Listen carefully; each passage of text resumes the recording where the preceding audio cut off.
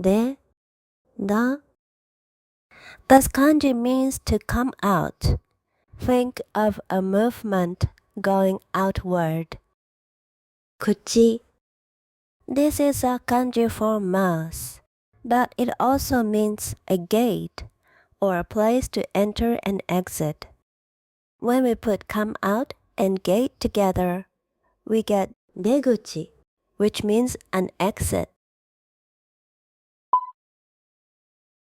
How do you read the underlined kanji? The answer is A. 出る shows a natural state, just as it is. 出す needs someone's or something's power. In this case, an exit is just a space, so we use 出口. はい、い. This kanji means to enter or go inside. Enter plus gate makes 入り口 an entrance. How do you read the underlined kanji? The answer is B. Notice the sound change. 口 becomes 口. When kanji combine, the sound can sometimes shift. 東 same logic. East plus gate is 東口, the east gate. How do you read the underlined kanji? The answer is A. The same pattern. 西口 北口 南口 外 外 This kanji means outside. 国 国 This means a country. Outside plus country makes 外国 a foreign country.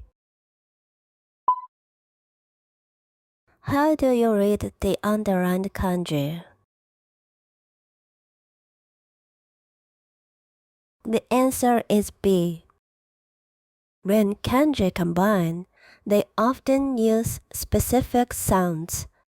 Not 外国, but 外国. 10. This kanji means sky or heaven. Ki. This is a very important kanji. It means invisible energy or atmosphere. Sky plus atmosphere makes tenki, which means weather. How do you read the underlined kanji? The answer is A.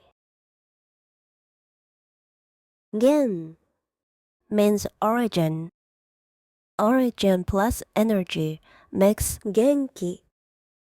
Original energy means the energy is 100% full. So, genki means energetic. How do you read the underlined kanji? The answer is B. 上 上 This kanji means up or above. 手 This means a hand. Here, hand means skill. A higher hand means a higher skill. So, jouzu means to be good at something.